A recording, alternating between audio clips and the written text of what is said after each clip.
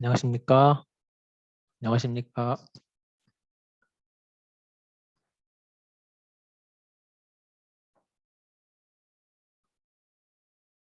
네, 지금부터 2022년 대공한협 온라인 보수교육, 공중보건의 진료와 사업 데이터를 활용한 증례보고 작성법에 대한 강의를 시작하도록 하겠습니다.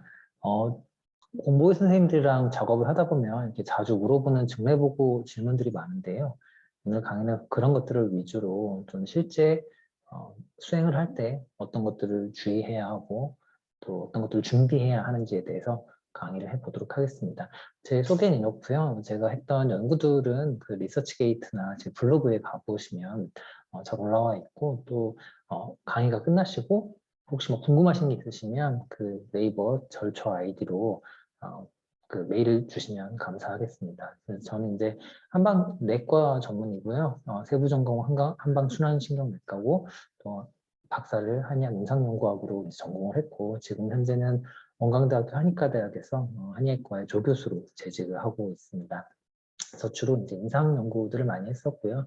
이제 주 연구 분야는 한의 임상 중계 연구입니다. 그래서 증례 연구들도 이제 보통 그 로컬 원장님들이랑 혹은 공보의 선생님들이랑 진행을 이제 많이 했었고요. 그래서 오늘 강의의 목표는 뭐 공보의 선생님들이 진료나 사업 자료들을 활용해서 증례 논문을 작성하기 위해서 미리 어떤 자료들을 준비해야지 나중에 시행착오를 줄일 수 있는지 또 그 임상이나 공보의 선생님들이랑 제가 증례 논문을 했던 경험이나 논문 리뷰했던 걸 바탕으로 이제 궁금해하는 것 중심으로 증례 논문 작성법을 강의하려고 합니다. 그래서 초진 때 뭘 준비해야 되고 평가지표는 어떤 것으로 정하고 또 케어 체크리스트라는 것을 따라서 논문을 쓰게 되는데요. 그래서 그걸 소개를 하고 또 동의서와 IRB에 대해서도 질문을 많이 하시는데 그거에 대한 설명 또 흔히 하시는 실수들과 실제 SCI 증례 논문 출판했던 사례들을 소개해 드리도록 하겠습니다.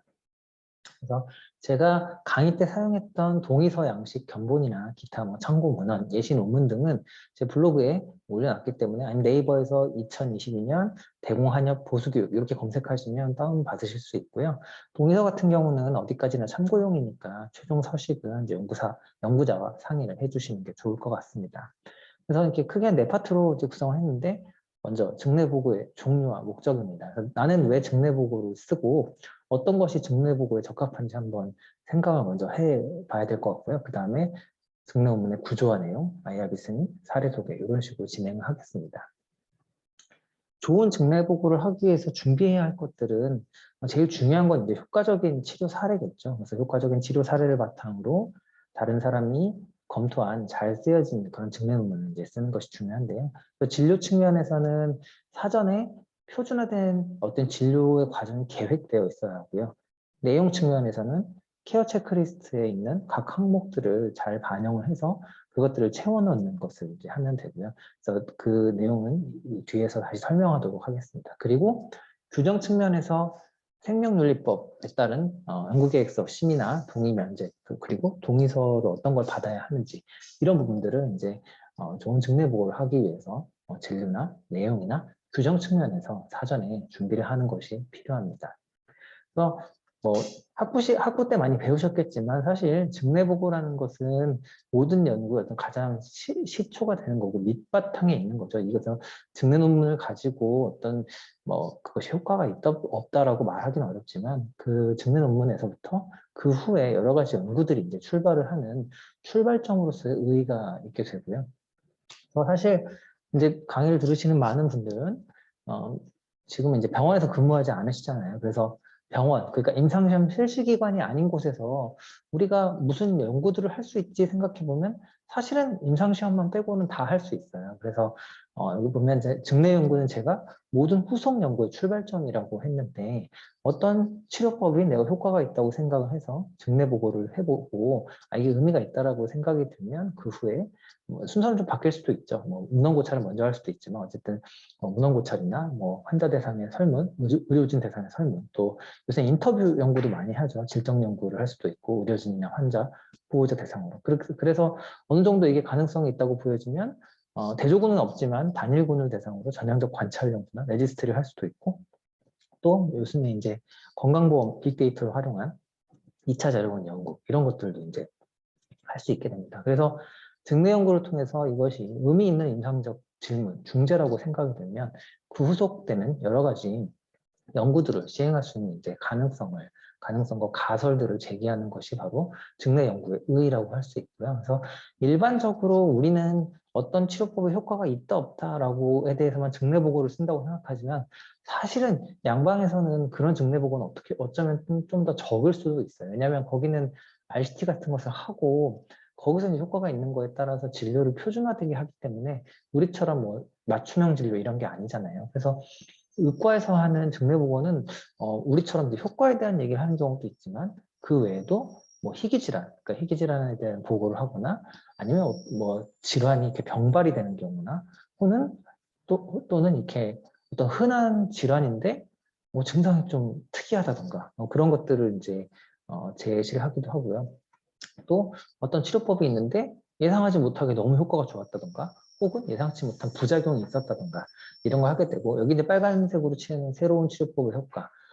한의학 중재는 우리한테는 새로운 것이 아니지만 어떤 임상 문헌, 근거 측면에서 보면 그동안 보고되지 않았던 것들이 많죠. 그러니까 의서에만 실려있지 논문으로는 출판되지 않은 것들이 많기 때문에 그래서 그러한 새로운 치료법 기존에 논문이 없었던 그것을 이제 보고한 효과, 요걸 이제 우리가 주로 하게 되고 근데 사실 이게 어떤 셀렉티브 리포팅, 뭔가 효과가 좋은 것만 추려가지고 뭐 100명 중에 99명은 효과가 없었는데 한 명이 우연히 그냥 나왔을 수도 있잖아요. 그래서 그거를 셀렉티브 리포팅을 할 우려가 있기 때문에 사실 그 의과에서는 치명적인 질환에 뭐 아주 인상적인 효과가 있지 않은 한 아니면 되게 흔치 않은 질환에 한 케이스의 증례 보고는 잘 게재해주지 않죠. 근데 이제 국내에서는 특히나 동네 학술지 같은 경우에는 한두 건의 증례 보고도 이제 잘 게재해주고 저는 지금 시점에서는 충분히 그런 것들도 의미가 있다고 생각을 합니다. 그 외에도 또 실수와 교훈 이렇게 뭔가 전공의가 뭘 실수했다던가 그래서 교육 목적으로 이런 걸 다시 이제 겪지 말자. 그래서 일상 진료 현장에서 흔히 접하는 사고나 이런 거에 대해서 교육적인 효과를 위해서 증례 보고를 하기도 하고요.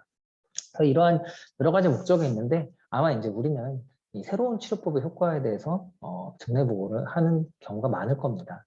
근데 특히나 이제 통합의학에서 보완대체학 이런 또 한의학 이런 쪽에서 증례 보고가 중요한 이유는 그 일반 의과랑 다르게 보완대체의학 한의학 영역에서는 맞춤형 치료가 이루어지는데 사실 이런 치료가 표준화된 RCT 영역, 의과 쪽에서는 이런 맞춤형 치료가 불가능하죠. 그래서 이런 거를 개개인별로 치료와 효과를 보고하기 위해서는 증례라는 이제 형식을 취해야 되고요. 그래서 그걸 통해서 효과를 확증할 수는 없지만 이런 새로운 치료법에 대한 후속 연구의 아이디어를 제공할 수 있게 되고 또 이게 어떠한 치료 옵션이 어디까지 환자에게 가능한지 이야기 형태로, 내러티브 형태로, 스토리 형태로 제공하는 거는 이제 증례가 유일하죠. 그래서 그런 이야기 형식으로 이런 지혜를 공유할 수 있는 형식은 증례밖에 없기 때문에 특히나 이제 한의 치료는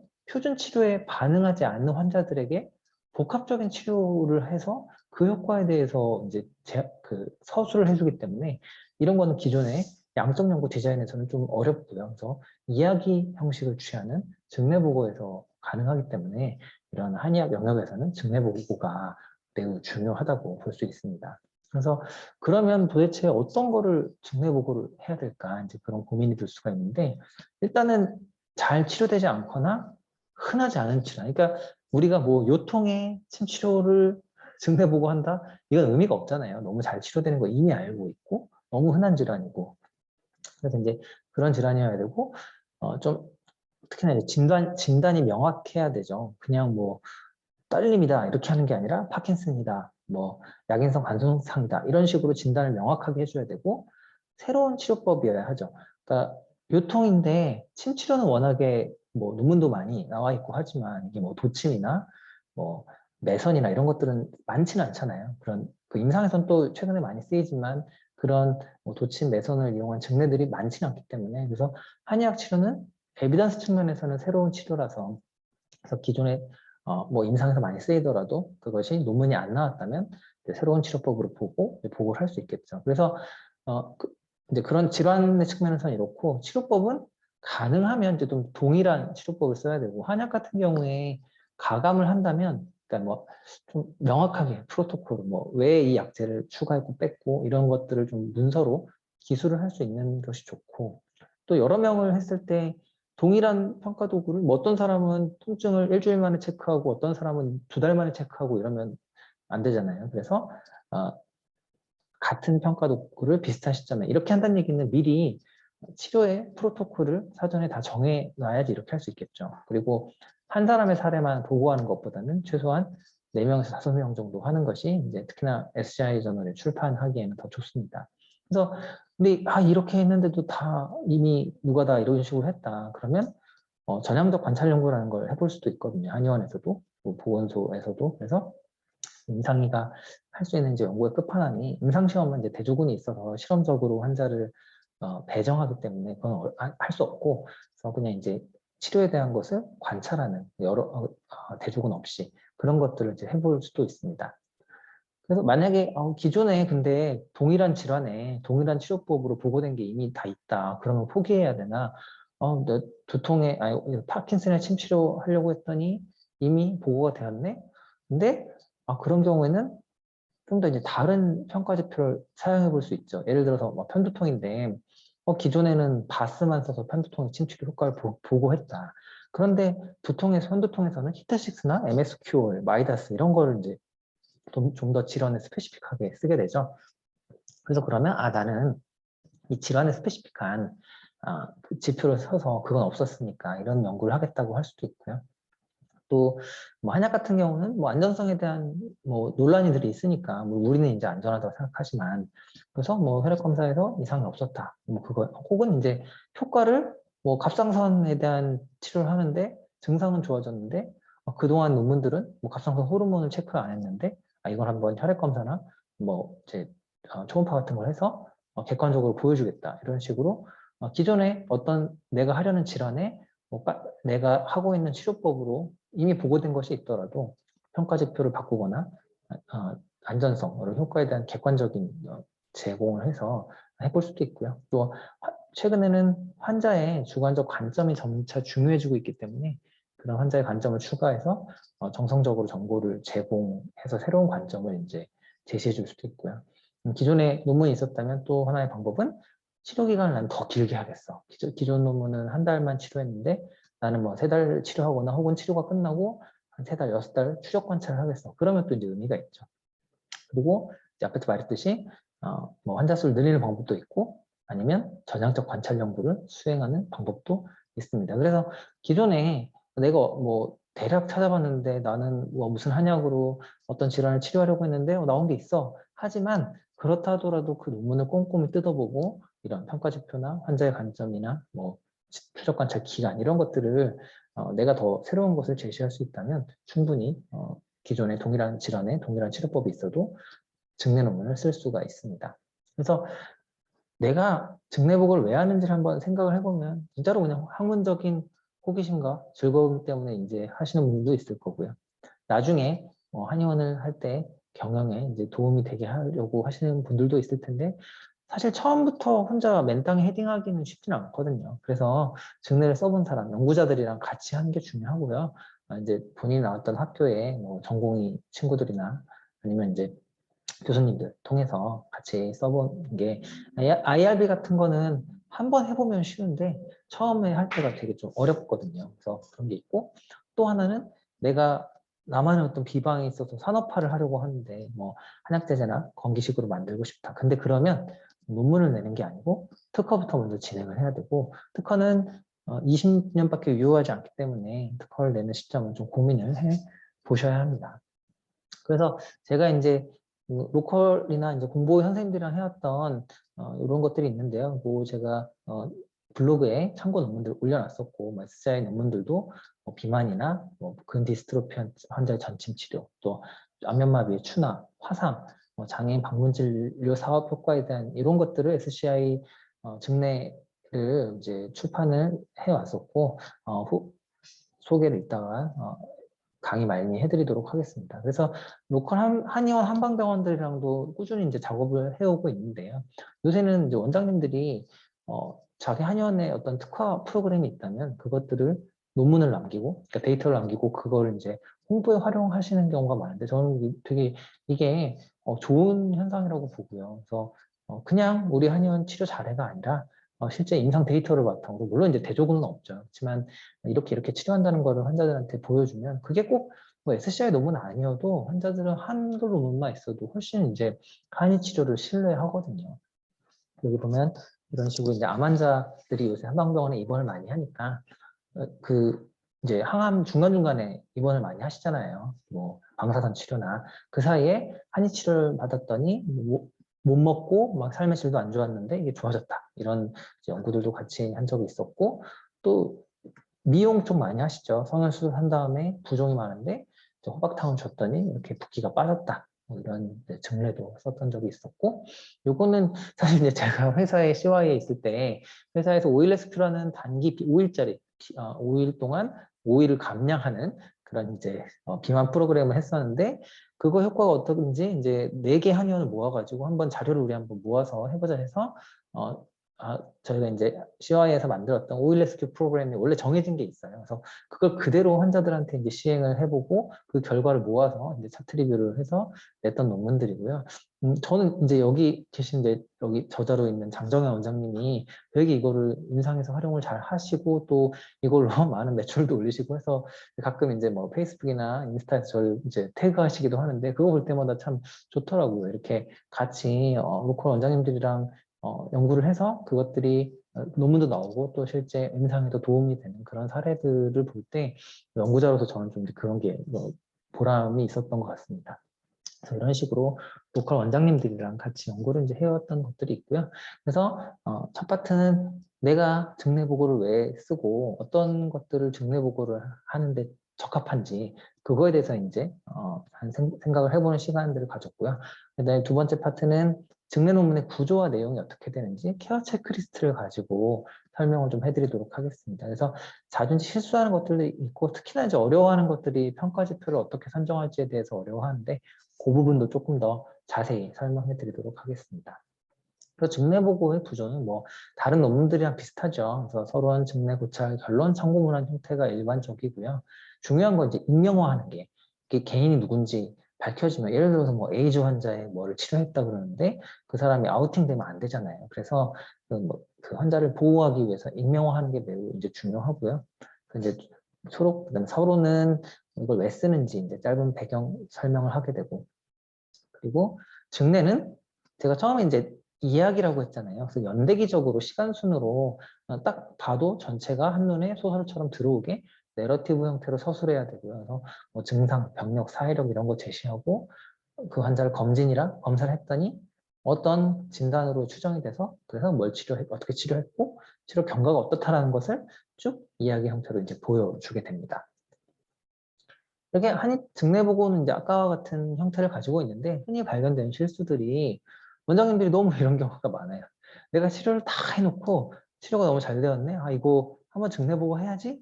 이렇게 생각하시는 분들이 너무 많아서 그 시점에 가지고 오면 사실 부족한 정보들이 너무 많거든요. 특히나 치료 효과에 대한 게 부족한 게 아니라 진단에 대해서 부족한 게 너무 많아요. 그래서 이걸 SCI 갈 거를 너무너무 아쉽게도 그냥 국내 논문만 쓰고 이런 경우가 많은데, 그래서 처음부터 내가 우리 한의원에서 혹은 뭐 우리 보건소에서 많이 보는 질환, 자신 있는 질환이 있다면 하기 전부터 연구자랑 같이 진행을 하는 게 중요합니다. 그래서 이게 사전에 준비가 되어 있어야 하잖아요. 그래서 증례 논문이 성공하려면 결국은 초진에서 이게 얼마나 잘 되어 있는지가 이제 거기서 결정이 되는 거죠. 그래서 어떤 결과 변수를 측정할지는 그걸 결정해서 초진할 때 내 아토피를 한다 그러면 사진도 찍어놓고 뭐 스코라도 다 해놔야 되잖아요. 그래서 그걸 반드시 평가가 돼 있어야 되고, 결국 자신 있는 질환, 자주 보는 질환의 경우에는 특정하려는 평가 변수의 종류가 사전에 이미 다 결정이 돼 있어야겠죠. 파킨슨 환자가 왔는데 그때서야 뭐 UPDRS 설문지 출력하고 그거 어떻게 어렵거든요. UPDRS 못해요. 그래서 그냥 처음 하려면. 동영상 같은 거 보고 다 연습해야 되는데. 그래서 내가 자주 보는 질환, 연구를 하고 싶은 질환이 있으면 그 평가 변수의 종류를 사전에 결정하고 그 평가도 그 설문지 같은 거를 다 출력해내야 되고 또 표준화된 차트, 어떤 것들을 평가하고 정보를 기록해 놓을지 그 질환에 대한 표준화된 차트가 미리 구비되어 있어야 되죠. 그래서 파킨슨 환자라면 뭐 동영상도 운동하는 걸 촬영해야 되잖아요. 그리고 케어 체크리스트에 내용을 채워야 되는데 거기에 보면 이제 진단에 대한 내용들이 많고 의무 기록이나 관련 검사 결과를 확보해야지만 그 쓸 수 있는 내용들이 있거든요. 그래서 처음에 왔을 때 이 사람이 약물 복용이 어떻게 했는지 또 다른 병원들 어디를 갔다 왔는지 MRI나 스펙트는 찍었는지 이런 거를 해야 되는데 뭐 진료해 보시면 알겠지만 초진 때는 말을 잘 듣죠 환자들이. 근데 막 한참 중간 이상 치료했는데 그제 와서 MRI 가지고 오라면 안 갖고 오거든요. 그래서 초진 시에 반드시 저런 정보들을 확보할 수 있도록 해야 합니다. 그래서 그렇고요. 그리고 이제 SGI를 하려고 한다면 앞에서도 말했듯이 가급적 표준화된 치료를 좀 해라. 근데 최근에는 복합적인 중재, 뭐 예전에는 뭐 침만 나야지, 한약만 해야지, 뭐 침, 한약의 복합 치료는 인정 안 해주고 뭐 이런 것도 있었는데 최근에는 복합적인 중재도 이 각각의 중재가 어떤 역할을 하는지 기술을 할 수 있다면 게재를 해주는 추세고요. 또 개인별 맞춤, 예전에 맞춤 치료하면 또 그런 거 이제 인정 안 해줬는데 맞춤 치료를 한다면 왜 어떻게 가감을 했는지 그런 거 이제 기준을 제시해 주면 됩니다. 그래서 그리고 평가 지표를 당연히 사전에 결정해야겠죠. 내가 그 그러니까 해당 질환에 적합한 평가 지표인지를 확인해야 되는데 이 사람이 긴장성 두통이에요. 근데 마이다스라는 마이그레인의 이제 두통에 쓰는 편두통에 쓰는 평가 지표가 있는데 둘은 다른 질환이잖아요. 근데 긴장성 두통으로 진단을 해놓고 편두통 평가 지표 쓰면 안 된단 말이에요. 근데 이미 환자는 다 치료가 끝났으면 또 어떻게 할 수가 없죠. 그래서 사전에 이 사람을 치료 전후에 뭐를 평가할지를 반드시 정하고 가야 되고 또 하나 자주 실수하는 게 해당 질환의 자연 경과에 대한 인식이 필요합니다. 예를 들어서 뭐 군발성 두통 이런 거 이제 배우셨을 텐데 군발성 두통은 1년에 어느 시점에만 한 1, 2주? 뭐 그때만 극심하게 뭐 눈물 콧물 나고 머리 너무 아프고 막 이런 거잖아요.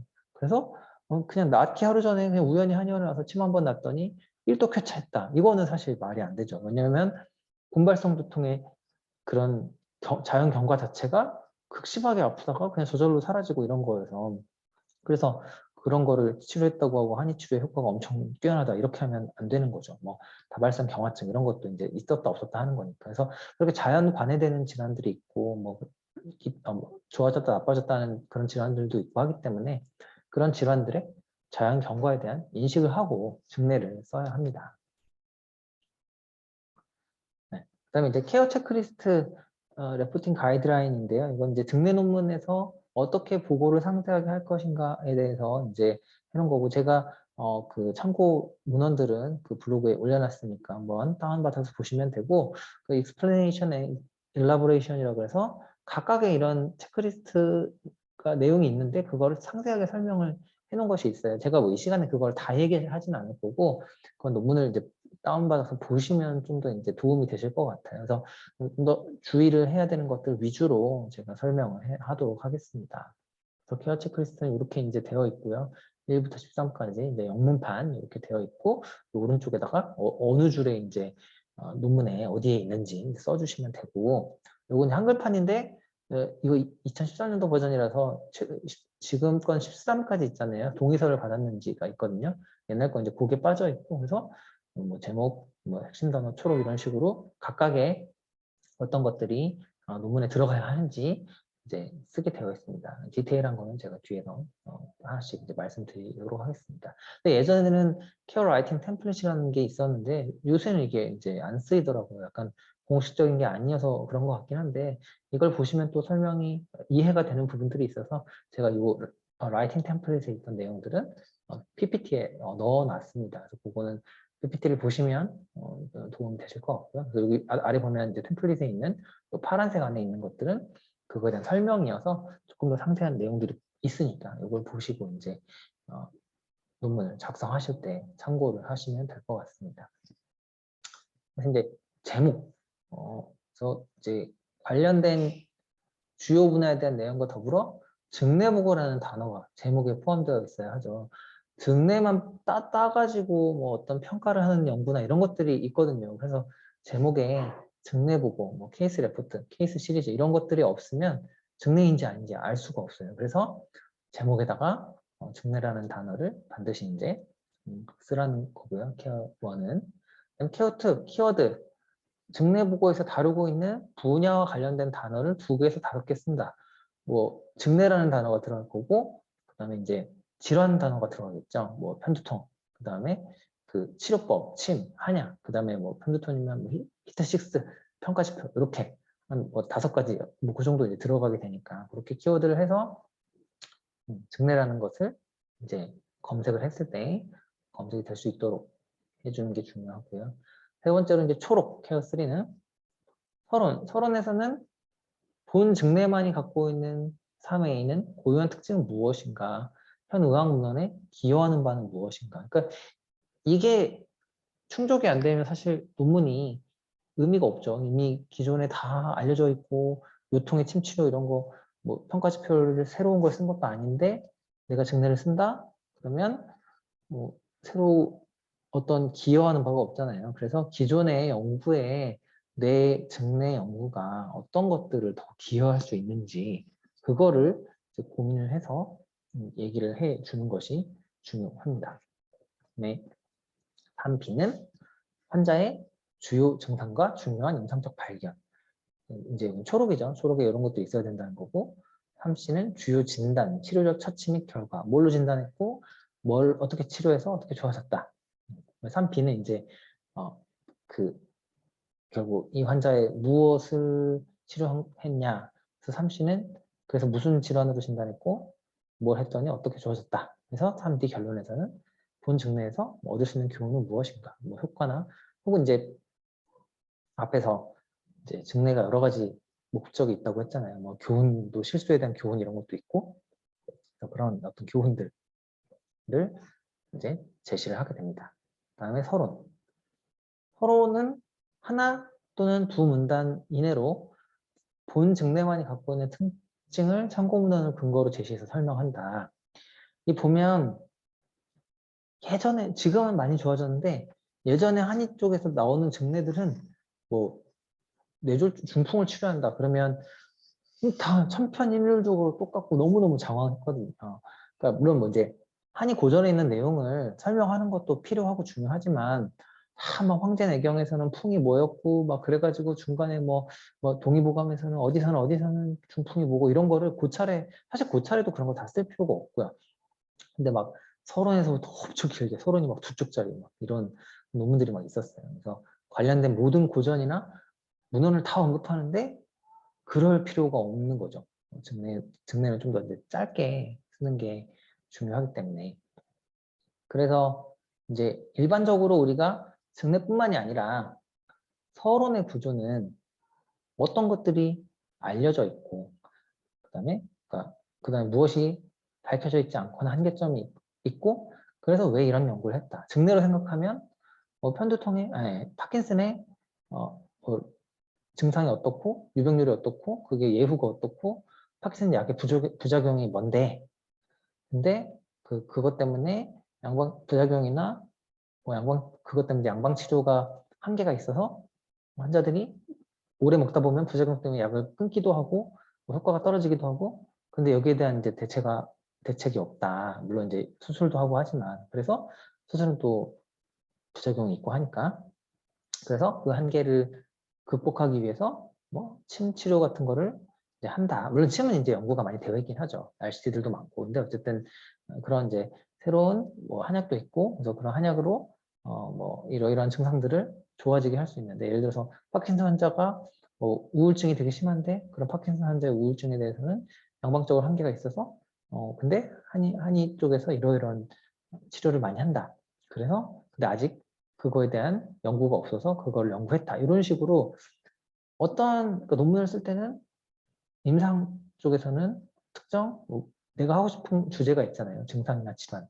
그래서 기존 양방치료가 이렇게 효과가 있고 한계가 있고 이래서 보완적인 치료법이 필요한데 그게 한의 쪽에서는 최근에 사용이 되고 있지만 근거가 없어서 이렇게 했다라는 식으로 이제 간략하게 서론을 쓰게 되죠. 그래서 왜 이 증례 보고가 필요하고 새로이 어떠한 학문적 기여를 했는가에 대한 고민을 하시고 쓰셔야 돼요. 그래서 제가 이제 증례 논문 리뷰를 되게 많이 하는데 그럴 때 이제 좀 안타까운 것들은 좀 기존의 문헌들을 좀 찾아보고 했으면 좋겠다. 그러니까 뭐 예를 들어서 곽향전 기산의 뭐 사상 중풍 치료 이런 거는 너무너무 많거든요. 똑같은 논문을 왜 낼까? 그러니까 만약에 이제 낼 수 있죠. 그러면 뭐 아웃컴을 좀 다르게 한다던가, 뭐 다른 뭐 혈액 검사를 제시한다던가, 뭐 추적 관찰 좀 해본다던가 그런 조금 더 노력을 할 수 있잖아요. 근데 그런 거 없이 똑같은 질환에 똑같은 치료법으로 같은 걸 또 계속 내는 거는 조금 이제 안타깝더라고요. 그래서 내가 왜 이 새로운 증례를 쓰는지에 대한 고민을 늘 하시는 게 이제 중요하고요. 그다음에 이제 케어 5에서는 환자의 정보. 그래서 환자와 관련된 OA에서는 환자와 관련된 인구학적 정보 및 기타 특이 정보를 익명으로 처리하는 게 정말 너무너무 중요합니다. 그 증례 보고, 그 증례 논문을 보고 누구인지 환자를 특정하게 되면 이거 연구윤리상 크게 문제가 될 수 있고요. 한의 쪽 논문들은 의과에서 늘 불을 켜고 있기 때문에 제가 그 제 논문 때문에 조리돌림을 당한 적이 한두 번 있어서 네, 늘 이제 이제 조심하셔야 돼요. 내가 이렇게 쓰는 논문이 늘 매의 눈으로 누가 보고 있다 하는 게 아니라 저희 의과 쪽에서 그래서 그걸 조심하셔야 되고요. 그래서 이제 환자 정보에는 환자에 대한 정보를 제시하지만 그것을 익명으로 처리하는 게 중요하고 그다음에 OB는 환자의 주된 호소, CC, 증상이 뭔가, 컴플레인이 뭔가 제시해 줘야겠죠. 그다음에 병력, 뭐 유전 정보까지 포함해서 과거 병력, 가족력, 심리사회학적 과거력 다 이제 제시해주고 그래서 옛날에 그런 질환들, 증상들 때문에 어떻게 처치했고 뭐 입원을 했고 수술을 했고 그 결과가 어땠다, 뭐 파킨슨병 때문에 레보도파 약물을 먹었는데 반응이 없어서 온오프 증상이 심하고 부작용이 심해서 약을 많이 못 먹고 증상은 점점 악화됐다. 이런 걸 이제 써줘야 되는 거죠. 그 다음에 임상적 발견. 그러니까 이제 환자에 관련된 이제 검진을 하겠죠. 뭐 신경학적 검진, 이학적 검진, 이제 계통적 문진 뭐 다 할 거고 그렇게 해서 뭔가 뭐 이상이 있다 혹은 뭐 이런 거는 정상이다. 이제 감별 진단을 할 수 있는 그런 것들을 상세하게 기대를 해줄. 이거 이제 진단을 위해서 필요한 거고. 그 보면 제가 이런 그 환자 정보나 그 임상적 발견이나 이런 것들을 제가 줄글로 써줘야 내러티브라고 했잖아요. 스토리, 글이라고 했잖아요. 여기 보면 이제 국내에서도 외국에 내는 증례들은 이런 식으로 길게 줄글 형태로 잘 써줘요. 이야기 형태로 이렇게 돼 있잖아요. 근데 예전에 지금은 많이 바뀌었는데 이거 아마 제 논문 제문 논문이거든요. 그래서 제가 가져온 건데 근데 이제 그 여기 보면 차트를 그대로 이제 긁어왔죠. 그때는 이렇게 다들 이렇게 하니까 이렇게 쓰는 건 줄 알았어요. 차트에 이런 식으로 돼 있으니까. 근데 앞에랑 보면 좀 형식이 다르죠. 이렇게 글로 형태로 쓰잖아요. 이렇게 차트를 긁어와서 하는 게 아니라 이 환자가 무엇 때문에 뭐 내원을 했고 언제부터 발병을 해서 뭘 진단을 받고 어쩌고저쩌고 이렇게 글 형태로 쭉 써줘야 되거든요. 그리고 검사도 유의미한 거, 무의미한 것 중에서도 임상적으로 의미 있는 거, 이런, 그러니까 정사인 것 중에서도 이렇게 써줘야 되고, 이렇게 막 번호로 매겨서 개조식으로 증례를 쓰면 안 된다. 그건 이야기가 아니잖아요. 그래서 최근에는 이런 식으로 이제 증례 보고가 줄글 형태로 많이 바뀌어 가고 있어요. 그래서 계속 이제 리뷰를 하더라도 이렇게 바꾸라고 하고, 그래서 이제 이렇게 증례는 이야기 형태로 쓰려고 하는 게 중요하고요. 연대표, 이제 비주얼라이제이션 하는 게 읽는 것보다 한눈에 더 쉽게 잘 들어오죠. 이 오른쪽 이런 그림 같은 경우는 이제 아마 이재성 원장님이라는 분이 내셨던 건데 난임 환자 양방에서 잘 안 됐던 거 한약 치료해가지고 뭐 한약 이렇게 줬더니 나중에 정상 출산을 했다. 전에 난임 치료 이렇게 했었고 이런 것들을 이렇게 한눈에 알아볼 수 있게 그림으로 정리를 해주면 훨씬 알아보기가 좋잖아요. 그래서 환자의 과거력이나 중요한 정보를 연대표로 이제 정리를 해 주는 것이 이제 중요합니다. 여기다 보면 이제 연대표 형태로 쭉 하고 이렇게 표 형태로 해주는 경우도 있거든요. 그래서 표로 이제 해주기도 하고요.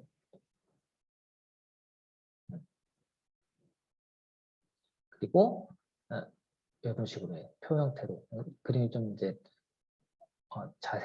상세하죠. 그래서 요거를 제가 예시를 또 블로그에 올려놨기 때문에 그거 한번 확인을 해보시고 다운 받으셔서 이거 정해진 건 없어요. 타임라인은 뭐 이제 요새는 크몬 같은 데서 되게 예쁘게 잘 그려주기도 하죠. 그래서 내가 직접 그리기가 어렵다 하면 손으로 이렇게 그려서 이런 거 해주시는 메디컬 일러스트레이터 하시는 분들이 있기 때문에 그런 분들한테 의뢰해서 비용을 드리고 하는 것도 뭐 전혀 그건 연구윤리상 문제가 될 게 없습니다.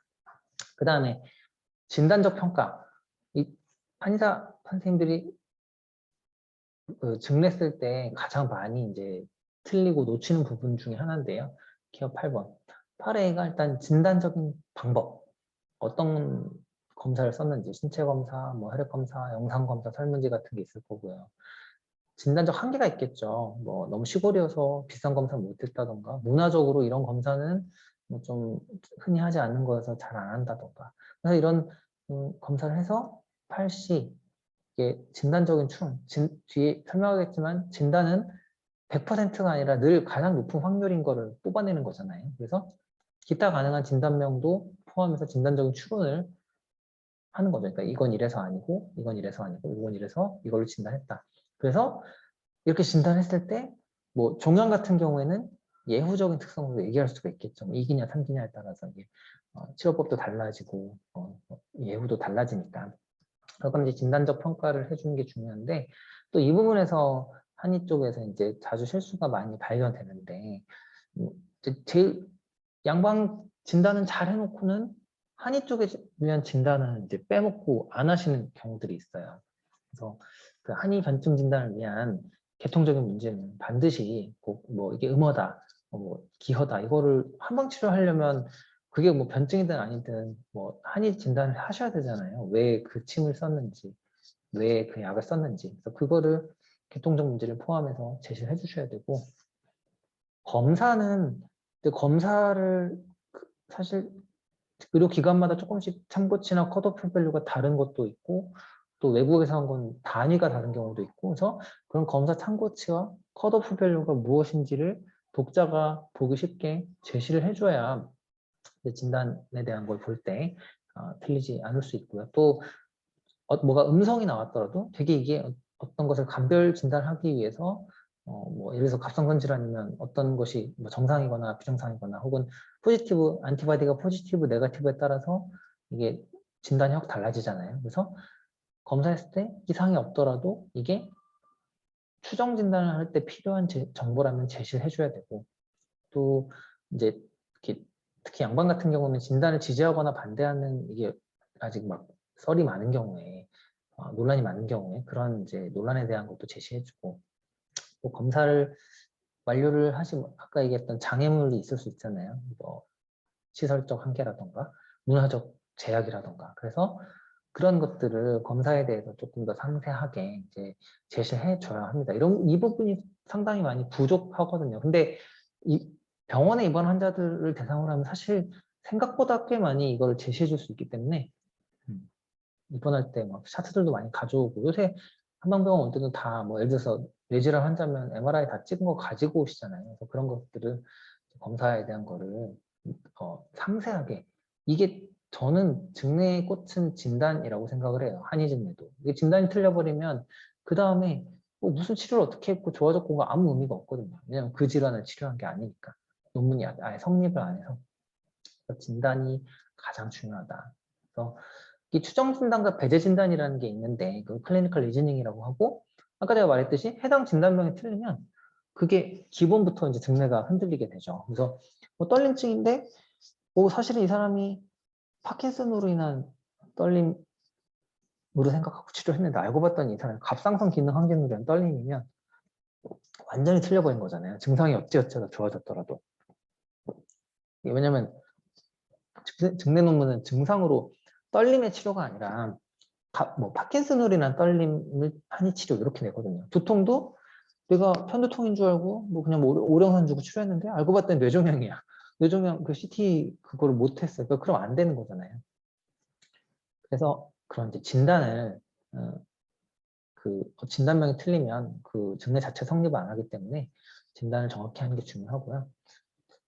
이제 흔히 그렇게 말씀하시죠. 한의원에서 이게 병력 청취나 이학적 검진밖에 안 되는데 검사를 못 하는데 어떻게 이거 증례를 쓰냐. 근데 양방에서도 이런 영상 검사 1차 의료기관에서 외국은 잘 안 되고요. 예전에 이런 거 없을 때도 다 추정 진단해서 썼습니다. 그러니까 그 질환의 배제 진단과 진단을 위한 그 진단 기준들을 확실히 알면 한 75% 진단 정도는 질환 정도는 추정 진단이 가능하다고 하고요.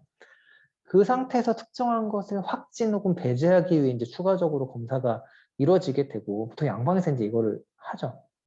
근데 이제 이걸 해서 뭔가 어떤 건 배제가 되고 뭔 확진이 되고 이러는데 이때 물론 다른 병원에서 이렇게 진단을 받아서 오는 경우가 있어요. 그런데 다른 병원의 진단명을 그대로 가져오면 사실 안 됩니다. 이게 양방도 빅5 대학병원 큰 데서는 한 거는 맞지만 2차 병원급에서 한 거는 사실 틀린 경우도 꽤 있거든요. 그래서 뭐 근거롭게도 마찬가지고 제가 보는 신경계 질환도 마찬가지고 그래서 다른 병원 진단 예를 들어서 한의 관련 논문을 쓸 때도 비록 다른 병원에서 진단한 것이 맞았다 하더라도 왜 나 스스로를 납득할 수 있게 이런 뭐 파킨슨이면 이런 증상이 있었고 뭐 MRI 했더니 이게 이상이 없었고 뭐 양약을 먹었더니 반응이 이랬더라. 뭐 그다음에 다른 유발할 약물이 없었다. 이런 식으로 스스로를 납득할 수 있게 그 진단 내용을 써야지 그냥 저쪽 병원에서 양방에서 이렇게 진단을 받았으니까 파킨슨이다. 이렇게 해오시면 절대로 안 되고요. 제가 리뷰할 때도 이 부분을 상당히 강조합니다. 그래서 이 해당 질환의 진단 기준을 만족하는지 스스로 반드시 병력 청취와 이학적 검진을 해보셔서 그거에 부합하는지를 다시 한번 체크해 보셔야 돼요. 이거는 논문 때문이 아니라 나한테 온 환자를 치료하는 데 있어서 기본이거든요. 옆에서 파킨슨이래? 파킨슨 맞나? 이거 다시 확인해 보셔야죠. 만약 그 사람이 뭐 그냥 약인성 그 떨림이나 갑상선으로 떨림에 내가 그거를 파킨슨으로 보고 치료하면 이 사람은 시간을 낭비하고 더 좋아질 수 있었던 기회를 놓치는 거잖아요. 그래서 이렇게 가장 확률이 높은 거를 제시하는 거고요.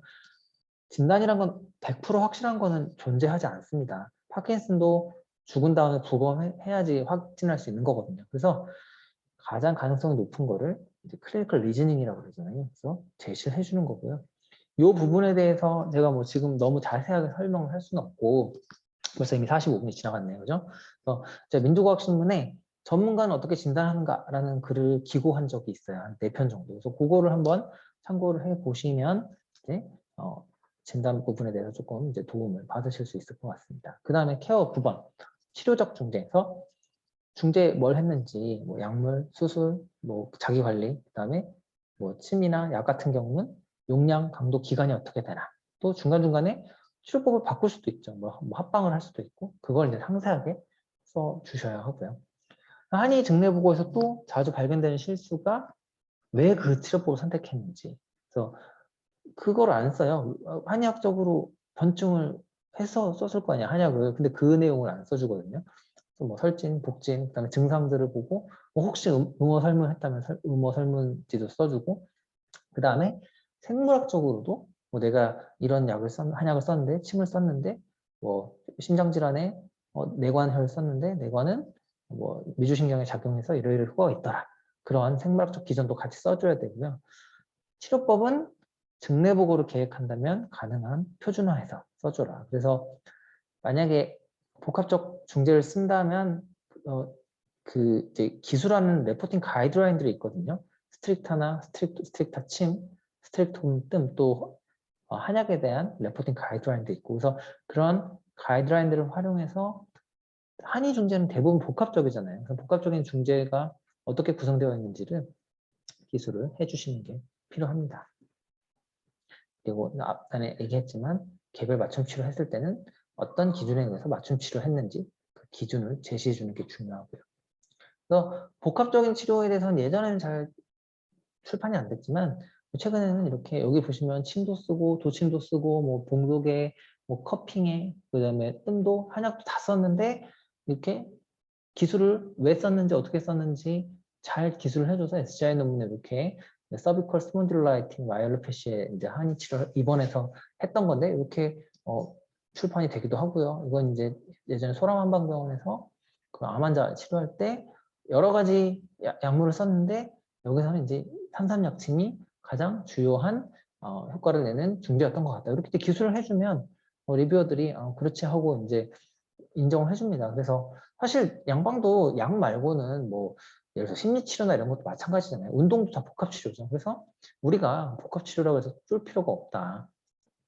예전에는 뭐 복합치료 때문에 우리가 증례를 잘 못 써요. 그렇게 좀 스스로 이제 한계를 쳐버렸는데 저는 이제 그렇지 않다는 거고요.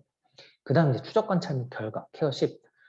임상이야 환자에 의해서 어떻게 평가됐고 또 추적 진단 결과가 어떻고 기타 검사했던 결과가 어떻고 수능도나 내약성, 이상 반응 이거를 한의사들이 되게 잘 안 하는 게 수능도, 내약성, 이상 반응 이거를 잘 평가를 안 하거든요. 부작용이 있다 없다, 약을 잘 먹었다 안 먹었다 이거를 이제 써주는 게 되게 중요합니다. 그래서 네, 그렇고 여기 이제 보면은 그 평가, 검사 결과, 평가된 결과가 나오는데 이것도 되게 중요한 부분이에요. 평가대표 선정이 증례보고에서 가장 핵심적인 부분인데 이게 여기서 자주 발견되는 실수는 앞부분에 얘기했지만 논문 집필을 이제 논문 써야지가 아니라 이미 초진 때 이 사람을 무엇으로 평가할지 파킨슨 환자 너무 치료가 잘 돼가지고 한번 해볼까 논문 써볼까 했더니 UPDRS라는 걸 평가하네. 근데 이제 다 끝나고 나서 UPDRS를 평가할 수는 없잖아요. 그거는 막 재현할 수도 없으니까. 그래서 그렇고 해당 질환에 적합한 평가 지표인지 아까 제가 편두통에 그러니까 긴장성두통에는 마이더스를 못 쓴다. 그건 편두통에 쓰는 거다. 그래서 그 질환에 맞는 건지 이제 반드시 확인을 해야 되고 질환에 대한 자연 경과 알아야 된다고 했었고요. MCID라 그래서 예를 들어서 바스 0에서 100까지의 바스가 뭐5 정도 좋아졌다. 그거는 사실 임상적으로 의미 있는 호전이 아니거든요. 이게 뭐 질환마다 다르지만 뭐 통증에 있어서는 뭐 10이나 15 이상 좋아져야 한다든가 그런 게 있어요. 그래서 미니멀 클리니컬 임포턴트 디퍼런스 임상적으로 의미 있는 최소한의 차이가 얼마인지 그 중재와 그 질환과 그 아웃컴에 대해서 논문들이 보통 다 있으니까 그걸 이제 확인을 해보셔야 되고요. 평가지표를 또 뭘 해야 될지 고민이 많으시잖아요. 그 선정을 어떻게 하는지는 기존의 체계적 문헌고차를 볼 수도 있고 이제 뒤에서 이제 설명해 드릴 건데 이런 방법들을 통해서 이제 보실 수가 있습니다. 그래서 MCID는 아까 말했듯이 임상적으로 의미 있는 최소한의 변화량이고요.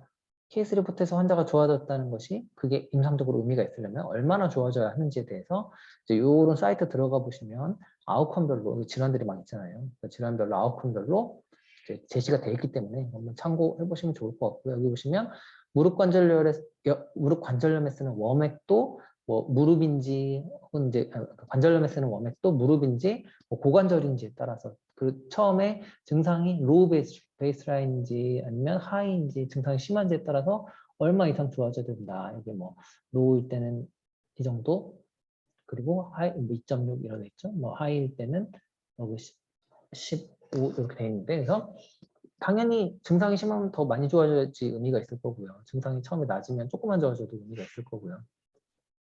이런 식으로 질환마다 이렇게 얼마나 좋아져야 하는지에 대해서 여기 보면 뭐 몇 달, 그러니까 2달에는 이만큼 좋아져야 되고 6달에는 또 6.6만큼 좋아져야 되고 이것도 기간마다 또 다르죠. 그래서 연구들이 많이 되어 있기 때문에 기존에 이런 논문들을 찾아보시면 꼭 이 사이트 아니어도 펌메드에서 MCID 해가지고 웜액 치면 쫙 나오거든요. 그건 이제 이 사이트는 이걸 정리해 놓은 거니까 이걸 이제 한번 확인해 보시는 게 필요하고요. 그 다음에 그 평가 지표를 선정할 때도 그 체계적 문헌고찰 논문들을 코크란에서는 많이 되어 있으니까 이건 이제 편두통, 두통 질환에 어떤 걸 많이 쓰냐 보시면 헤드에이크 프리퀀시를 보기도 하고 뭐 50% 이상 줄어든 걸 리스폰스를 보기도 하고 뭐 퀄리티 오브 라이프를 보기도 하고요. 그래서 그 질환의 가장 흔하게 쓰는 아웃컴이 무엇인지 코크란 리뷰 같은데 정리가 잘 되어 있기 때문에 그거를 보시는 것도 도움이 될 것 같습니다.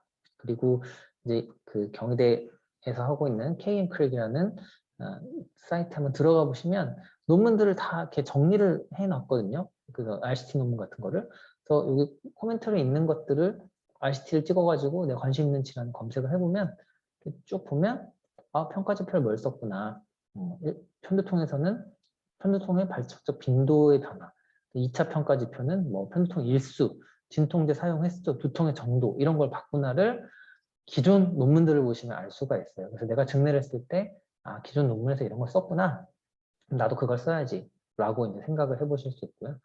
그리고 또 평가지표와 관련한 SR 시스테마틱 리뷰들도 많이 나오고 있어요. 그래서 여기 보면 이명의 어떤 아웃컴들을 썼는지 쭉 조사를 한 거거든요. 그래서 아 이거 사실 공보의 선생님들도 이런 거 논문 써볼 수 있겠죠. SR을. 아, 내가 궁금한 질환이 있는데 뭐 한방에서는 어떤 한방 연구들에서는 뭘 많이 쓰지 이런 거 찾아볼 수 있고요. 그래서 빈도를 쭉 나랬기 때문에 아 이런 거를 이명에서는 많이 쓰는구나 이렇게 알 수 있고 국내에도 논문이 나오고 있죠. 어깨 통증에서는 이런 걸 쓴다. 또 이제 이거는 만성 피로에서는 뭐 이런 SF36 뭐 이런 등등 이런 평가 지표들을 많이 쓰더라. 그래서 기존의 연구들에서 이런 걸 쓴다라는 걸 제시해 놓은 그 문헌들도 있기 때문에 이런 걸 찾아보셔도 또 도움이 될 수 있습니다.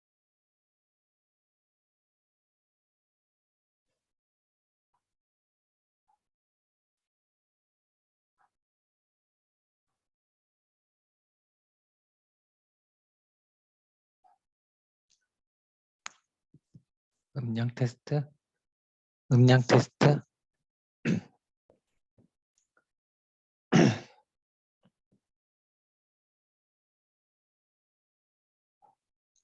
앞에서 끊고 여기서부터 다시 시작하겠습니다. 편집점 여기로 잡으시면 될 것 같습니다. 네, 잠시 사고가 있어서 동영상을 이어서 다시 촬영했습니다. 여기 57페이지 보시면 또 국내에서도 평가지표와 관련된 여러 가지 논문들이 이제 나오는데요. 어깨 질환 환자의 예를 들어서 바스나 뭐 펑션을 측정한다던가 그런 어떠한 평가지표들이 임상 연구에 많이 활용되었는지 그런 논문도 나오고 있고 또 이것도 이제 국내 연구진이 했던 논문인데 만성피로증후군의 RCT에서 어떤 평가지표들이 많이 활용되는지에 대한 문헌고찰 논문을 이렇게 나와서 최근에는 이런 문헌고찰 논문을 통해서도 내가 관심 있는 질환의 증례에 대해서 어떤 평가지표를 쓸지 참고를 해보실 수가 있습니다. 또 평가지표 참고할 수 있는 사이트들이 KCT라고 해서 한국에서 이루어지는 임상시험에 대한 데이터베이스가 있기 때문에 여기서 확인을 할 수도 있고요. 또 크리스라고 해서 보건복지부에서 지원이 이루어지는 연구들은 다 이 크리스라는 사이트에 임상연구를 등록하게 되어 있기 때문에 여기 보시면 요통의 어떤 지표들을 쓰는지 이렇게 확인을 해보실 수가 있습니다. 또 이프로바이드라 그래서 유료 사이트이긴 한데 특정 질환에 어떤 지표들을 활용할 수 있는지 그렇게 모아놓은 사이트들도 있고요. 이제 연구를 많이 안 해보신 분들은 평가지표 원문을 어떻게 받을 수 있을지 그게 좀 이제 궁금하실 수가 있는데요. 이제 원문 설문은 사실 사용에는 허가가 필요한 설문들도 있기는 해서 그 부분을 먼저 확인을 해보셔야 되고요. 그래서 보통 학위 논문, 석사나 박사 학위 논문에는 자기들이 사용했던 설문을 부록 형태로 올려놓는 경우가 많기 때문에 설문지명을 리스라는 데이터베이스에서 검색을 하고 논문을 다운받아서 학위 논문 뒤에 붙어 있는 부록을 확인해 보시면 이와 같이 잘 붙어 있는 것을 확인을 하실 수가 있습니다. 뭐 종양이나 이런 정신질환 등등 다양한 설문지들을 리스를 통해서 확인을 할 수 있고요. 또 하나 제가 추천드리는 게 마이몹이라고 해서 한의학 치료를 할 때는 질환명이 명확하지 않은 경우도 있잖아요. 증상만 있는 경우가 있는데 그런 경우에 0부터 6점까지의 7단계 리커트 척도를 사용해서 내가 불편해하는 증상들과 그로 인한 생활에 어떤 방해되는 것들이 어떻게 좋아졌는지에 대해서 7점 리커트 척도로 이제 기재를 하는 그런 그 평가 지표가 있어서 이런 것도 임상에서 이제 임상 연구나 증례를 할 때 많이 활용하실 수 있을 것 같습니다. 그리고 한의 증례에서 이제 늘 놓치는 것들이 안전성과 부작용의 인과성과 중증도를 잘 기재하지 않는 경우가 많은데요. 부작용은 일단 중증도가 어떠한지 마일든지 모더레이트인지 시비어인지를 써야 되고 시비어는 이렇게 그 딱 정의가 정해져 있습니다. 그리고 그 발생한 부작용이 과연 나의 한의 치료에 의한 것이냐, 인과성 확실한지 혹은 뭐 가능성이 적은지. 그래서 이것이 한의 치료에 의해서 발생했을 가능성이 낮다고 하더라도 그로 인해 그 치료 과정에서 발생했던 부작용은 전부 다 기재를 해주고 그럴 때 가능성이 적다면 unlikely라고 그레이드를 매겨주시면 됩니다. 그 다음 케어 11번째 고찰. 11A는 증례 속에서 저자의 접근 방식에 대한 의의 및 한계를 이제 써주시면 되고요. 11B는 관련 의학 문헌에 대한 고찰. 기존에 이제 그 질환에 대해서 어떤 치료법들이 사용됐는지, 어떤 한계가 있는지, 또는 뭐 한약 연구 같은 경우면 그 한약의 어떤 실험 연구 같은 것들이 있는지 그런 걸 제시할 수 있고요. 11C는 결론에 대한 근거. 내가 어떤 치료법이 효과가 있다고 말을 했다면 그것이 왜 가능한지 어떤 생물학적, 뭐 한의학적 이유에 대해서 제시해주고 11D에서는 그래서 이 증례에서 어떤 것이 핵심적인가를 이제 제시를 해주면 됩니다. 그래서 조금 다시 풀어서 이야기를 하면 이제 아무래도 제일 고민을 하는 것들이 고찰을 무엇을 써야 될지 모르겠다라고 말씀하시는 분들이 많은데요.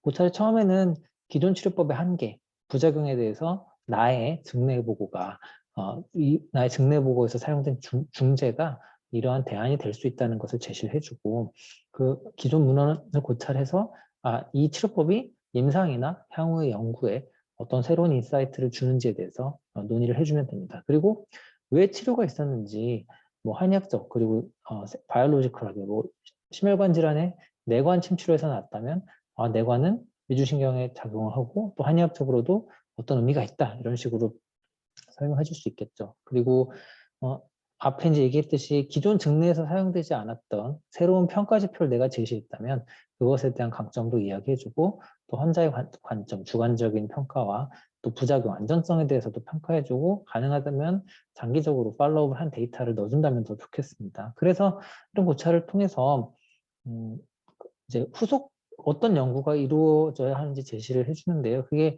뭐 단순하게 무작위 내조건 임상시험이 필요하다라고 끝나는 것이 아니라 이런 증례를 해봤더니 어떤 사람에게 더 맞겠더라 혹은 뭐 어떤 치료법이 더 효과적이겠더라는 뭐 설문 연구를 할 수도 있겠고요. 또 치료를 받은 환자들을 대상으로 질적 연구를 통해서 치료법의 어떤 한계나 예상하지 못한 이득이나 혹은 부작용 혹은 치료를 받는 점에 있어 치료를 받을 때 장애 요인 이런 다양한 것들을 좀 더 깊게 탐색할 수 있는 후속 연구들을 제시해 줄 수 있을 것 같습니다. 케어 12번은 이제 환자의 관점인데요. 그래서 원래는 이 환자의 관점은 이제 여기 보시면 예시를 하나 가지고 왔는데 뭐 갑상선 질환에서 한의 치료 받았을 때 뭐 다른 처음에 뭐 심장이 두근거리고 어떻게 했다가 3주 뒤, 3달이 지나서 다 없어졌다. 그리고 엄마가 봤을 때도 딸이 처음에 되게 불안해했는데 점점 좋아져서 괜찮아졌더라. 이런 것들을 환자와 보호자의 생생한 언어로 내러티브로 제시를 해주게 되고요. 이렇게 직접 질문을 하는 방법도 있지만 그 환자랑 이제 진료를 하면서 의무 기록에 쓰여져 있었던 어떤 주관적인 변화들에 대해서도 환자의 관점이라고 별도로 이제 제시를 해주는 것도 가능해 보입니다. 그래서 이렇게 환자 관점을 제시하는 것이 기존의 정량적 연구와는 다른 증례 보고의 또 다른 매력이라고 이제 볼 수 있을 것 같습니다. 그래서 파트 2에서는 증례 논문의 구조와 내용, 케어 체크리스트를 기반으로 해서 어떤 내용들을 써야 하는지를 이제 말씀을 드렸고, 그 밖에 한의 증례 보고에서 자주 발견되는 실수들과 또 어려워하시는 것들이 평가 지표를 어떻게 선정하느냐이기 때문에 평가 지표를 선정하는 방법에 대해서 설명을 드렸습니다. 세 번째로 연구윤리와 어떤 법률적인 부분에 관한 것인데 IRB 승인과 동의서를 많은 선생님들이 증례를 쓸 때 가장 먼저 궁금해하시는 부분 중에 하나입니다. 그래서 이 부분을 좀 설명해 드리겠는데 이런 참고 자료들 구글에서 찾아보면 많이 나올 거고요. 특히나 연구윤리 질의 응답집 같은 데는 여기 이제 들으시는 공보의 선생님들 중에는 대학원을 하시는 분들도 있을 텐데 막 그런 질문이 있을 거예요. 학위 논문을 했던 걸 출판을 해도 되냐 혹은 출판된 논문을 학위로 써도 되냐. 뭐 결론부터 얘기하자면 예스고요. 다만 이제 그렇게 하기 위해서는 뭐 그 자기 표절을 피해야 하고 또 명확히 출처를 발표하는 등 여러 가지 이제 선행 조건들이 있습니다. 그래서 어쨌든 이런 연구윤리 꼭 증례뿐만이 아니라 연구를 하기 위한 연구윤리에 대해서 잘 설명되어 있기 때문에 이런 책들을 한번 참조해 보시면 도움이 될 것 같고요. 그래서 IRB와 동의서 관련해서는 생명윤리법과 개인정보보호법을 둘 다 고려해야 되는데, 먼저 개인정보법 측면에서는 원래 한의원에서는 개인정보 활용 동의서를 보통 받게 됩니다. 그러나 그걸 받고 안 받고와 상관이 없이 개인정보법에서 과학적 연구를 위해서는 정보 주체의 동의 없이 가명 정보를 처리할 수 있다고 하였고요. 다만 특정 개인을 특정하지 못하게 알아볼 수 있는 정보를 포함해서는 안 된다. 그래서 사실 개인정보 활용 동의서와는 상관이 없이 증례 연구가 개인정보보호법 측면에서는 가능한데요. 생명윤리법 측면에서는 조금 다릅니다. 왜냐하면 우리가 인간 대상 연구를 하고 있고 그것에 동의를 면제받기 위해서는 어떤 조건들이 만족돼야 되기 때문입니다. 그래서 일단 우리가 증례 연구는 이 생명윤리법에서 어떤 구분에 해당하냐면 인간 대상 연구에 해당하는데요. 인간 대상 연구는 첫 번째로 사람을 대상으로 물리적으로 개입하는 연구. 우리가 흔히 생각할 수 있는 RCT 같은 것들이 여기에 해당될 거고요. 의사소통이나 대인 접촉 등의 상호작용을 통하여 수행하는 연구. 그래서 행동관찰이나 대면 설문조사, 질적연구, 설문연구 이런 것들이 2번에 해당하고 3번은 개인을 식별할 수 있는 정보를 이용하는 연구. 그래서 연구 대상자를 직접 간접적으로 식별할 수 있는 정보를 이용하는데 왜 증례가 어떻게 연구 대상자를 식별할 수 있지라고 의문을 가질 수 있지만 사실 그 증례에 나오는 의학적 정보라는 게 조금만 연령, 지역, 성별, 질환을 잘 조합하면 생각보다 특정인을 어떤 사람 특정할 수 있는 경우가 종종 있습니다. 그래서 그런 식별할 수 있는 정보를 이용하는 연구이기 때문에 이건 인간 대상 연구에서 심의를 받아야 된다고 돼 있고요. 그런데 이건 원래 이 인간 대상 연구는 다 연구 IRB 심의를 받아야 되는데 면제를 받을 수 있는 조건들이 있습니다. 그래서 우리 건 이 세 번째였잖아요. 그래서 세 번째를 보면 연구 대상자 등에 대한 기존의 자료나 문서를 이용하는 경우에는 면제를 받을 수도 있습니다. 그러나 면제라는 것이 임상시험 심의를 안 해도 된다는 것이 아니고요. 심의 계획서를 내고 이 연구는 정식적인 심의를 받을 필요가 없다고 면제해 주는 것이기 때문에 결국은 이 경우에도 IRB 계획서는 쓰셔서 제출을 하시고 신속심의를 통해 심의 면제를 받는 식으로 하셔야 됩니다. 그래서 여기 기관생명윤리위원회 정보 포털에 보면은 이런 증례에 대한 질문들도 많이 있는데요. 공개된 게 많이는 없는데 여기 보시면 치료가 종결된 환자에 대한 분석 연구는 새로운 동의를 받아야 되는지 이런 것들을 많이 궁금해 하시죠. 이미 있는 자료에 대해서. 그래서 이 경우에도 이미 치료는 종결되었고 출판에 대해서는 어떤 동의는 받은 거죠. 근데 IRB의 동의서나 개인정보 활용 동의서를 받은 건 아니고요. 그래서 이 경우에 어떻게 하냐 해서 이미 치료가 종결된 환자라면 후양적 의무기록 분석이기 때문에 개인정보 활용 동의서를 받았다면 심의 면제가 가능하다. 사실 안 받아도 아까 보셨듯이 할 수는 있습니다. 개인을 특정할 수 없다면. 그리고 받지 않았다면 동의 면제에 대한 승인이 필요한데 동의를 면제받으려면 이 1번, 2번을 만족해야 되거든요. 연구 대상자의 동의를 받는 것이 현실적으로 불가능하거나 보통 불가능하죠. 연구의 타당성에 심각한 영향을 미친다고 판단되는 경우. 동의를 받는 게 동의를 받는 것 자체가 연구를 못하게 하는 경우가 있을 수 있거든요. 혹은 연구 디자인에 영향을 미치거나 그래서 그런 걸 얘기하고 연구 대상자의 동의 거부를 추정할 만한 사유가 없고 보통 거부를 할 이유가 크게 없죠. 동의를 면제해도 연구 대상자에게 미치는 위험이 극히 낮은 경우. 동의 안 해도 어차피 이미 있는 자료 가지고 하는 거기 때문에 사실 동의를 안 받고 해도 환자에게 어떤 새로운 뭘 하는 게 아니어서 위험이 낮다고 볼 수 있습니다. 그래서 이 조건을 만족하는 경우에 동의를 받는 걸 면제할 수 있고요. 그래서 동의서를 안 받는 것을 승인하고 또 신속심의를 통해서 안 받아도 되는지 심의 면제를 보통은 승인을 받아서 신속심의를 통해서 심의 면제 승인서를 받게 됩니다. 그래서 요약을 하면 IRB는 공용 IRB를 하려면 시간이 오래 걸리니까 학교나 병원에서 연구자들이랑 같이 하는 게 좋고요. 그래서 앞에서 한번 말씀드렸지만 대부분 심의 면제이지만 계획서를 안 내는 게 아니라 계획서를 간단하게 써서 제출을 하고 심의를 면제받고 그 심의 면제 번호를 저널에 이제 제출하는 걸 이제 추천을 드리고요. 동의서의 경우에는 크게 세 가지가 있습니다. 개인정보보호법 관련 동의서, IRB 제출용 동의서, 저널에서 요구하는 저널 출판용 동의서가 있는데요.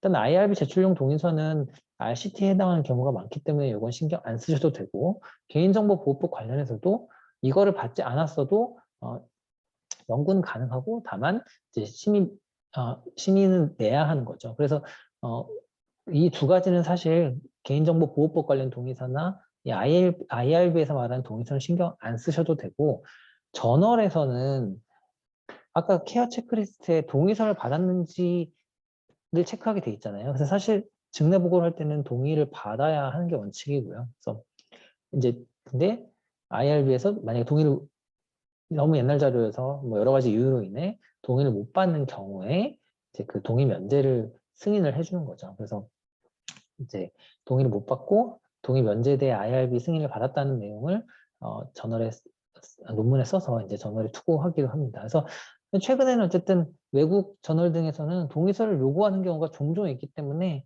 가급적이면 환자의 진료가 끝나가는 시점에 향후에 당신의 치료 데이터를 포함한 증례 논문을 출간할 수도 있다고 동의를 받아놓는 것을 이제 추천드리고요. 특히나 얼굴이나 음성 등이 노출돼서 개인이 식별되는 경우에는 별도의 동의서를 반드시 받아야 합니다. 이거 나중에 아마 저널에서 이런 경우에는 동의서를 따로 내라고 할 거예요. IRB 승인도 받으시고. 그래서 이제 이런 게 뭐 컨피덴셜리티라고 해서 환자 동의와 익명 보장에 대한 내용인데, 뭐 영국 BMJ 그룹 같은 경우에는 이런 개인을 식별할 수 있는 의학 정보를 포함하는 경우에는 환자가 동의하고 다 논문이 다 나온다, 그러니까 최종 제출 논문 양식에 환자가 읽고 이제 서명을 해야 되는 뭐 그런 경우도 있고요. 환자가 이미 뭐 주거권에서 추적할 수 없는 경우에도 뭐 친척을 통해서 받는다거나 하는 최대한의 이제 노력을 기울이도록 하고 있습니다. 그래서 요 BMJ의 동의서 양식은 제가 이제 블로그에 올려드렸고요. 특히나 뭐 이미지나 사진이나 영상 같은 신원이 파악될 우려가 있으면 환자로부터 동의서 제출이 이제 반드시 필요하다.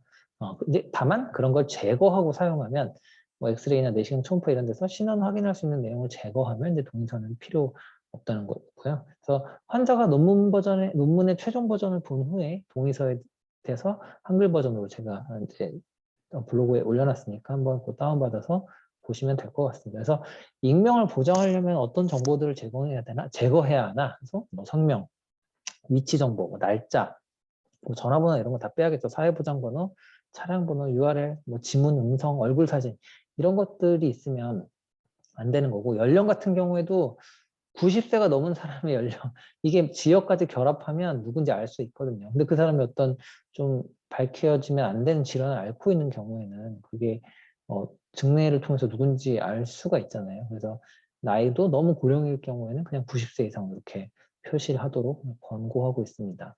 이 개인정보 수집 동의서는 애초에 그 관계 법령에 의해서 환자 개인을 알아볼 수 없는 형태로 제공하면 개인 그 주체의 동의 없이 할 수는 있다고 했었고요. 이건 크게 신경 안 써도 되고, 이게 아까 말했던 그 BMJ에서의 저널 출판용 동의서입니다. 치료 종료 후에 영어로 된 이런 게 있는데, 제가 이거는 한글로 좀 최근에 이제 사용하는 이런 식으로 올려놔서 이거 한번 이제 같이 확인을 다운받아서 한번 보시면 될 것 같습니다. 그래서 제가 여기 그 블로그에 여기 올려놨다고 정말 말씀드렸었고요.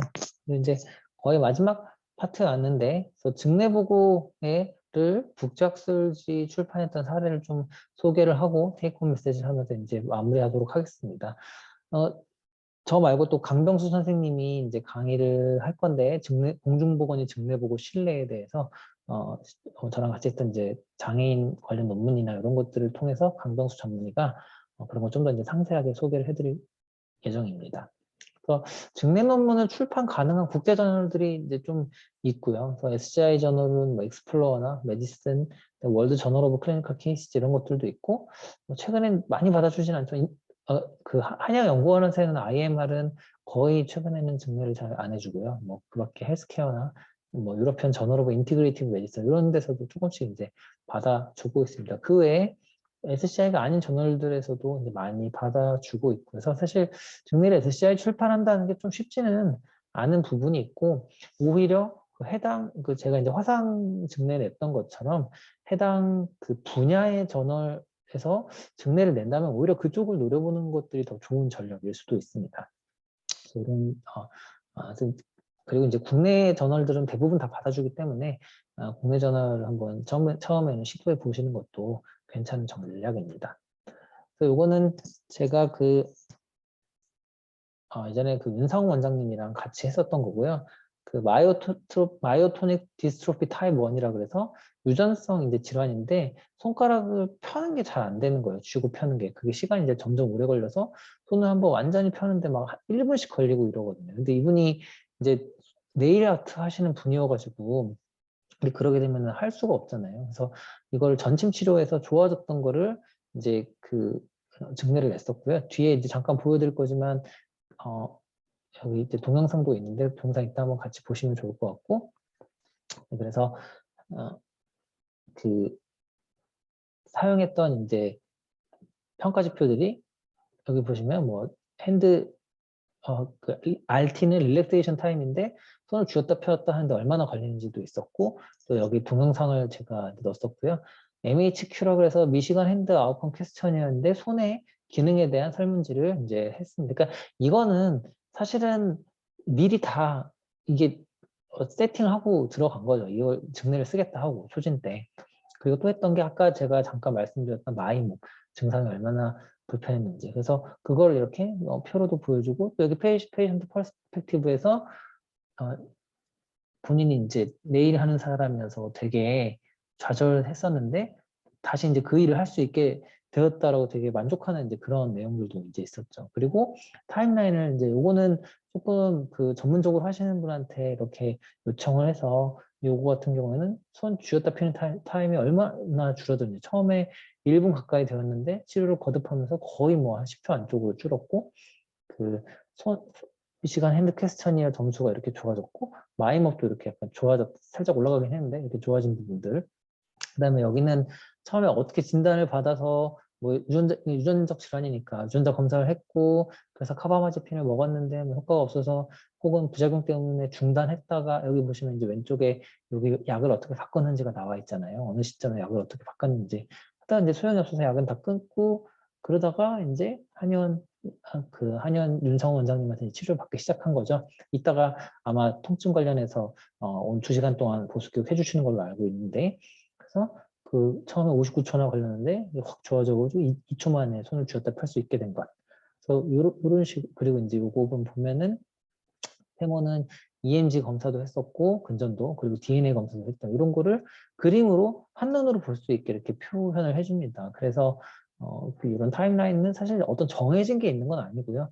내가 조금 이해할 수 있고 다른 사람에게 쉽게 설명할 수 있게 타임라인을 구성을 해서 시각적으로 한 장으로 나는 이걸 다 설명해 주겠다, 그런 의도로 만드시면 될 것 같습니다. 그래서 이거 한번 동영상 보시고 한 1분 정도 됐는데 환자가 증상이 어떻게 변했는지 한번 보시면 좋을 것 같고요. 최근에는 저는 이제 증례 논문을 쓸 때는 가급적 영상을 남길 수 있는 것들, 뭐 호전 영상도 좋고, 또 추나 같은 경우는 외국인들에게는 생소한 중재이기 때문에 그런 영상을 통해서 우리가 이렇게 치료를 한다는 걸 보여주고 좀 더 신뢰도를 높이기 위한 그런 이제 전략을 구사하고 있는데요. 여기 한번 저희가 이 논문을 쓸 때 게재했던, 그러니까 제출했던 동영상 한번 보시면 더 좋을 것 같습니다. 이게 처음에 원래는 그 양방 의사 선생님이랑 저랑 공부를 같이 했던 신경과 의사 선생님인데, 이렇게 해서 뭐 뉴럴로지나 이런 데 여러 군데 내봤었는데 결국은 다 안 되더라고요. 그래서 한의 쪽 사실 증례를 의과에 있는 그런 해당 스페시픽한 그 토픽을 다루는 저널에 낸다는 게 여전히 좀 쉽지는 않아서 논문이 되긴 했지만 좀 그런 부분이 한편으로는 아까웠던 그런 사례였고요. 잠시 여기서 동영상 이제 67초인데 그거 보고 넘어가도록 하겠습니다.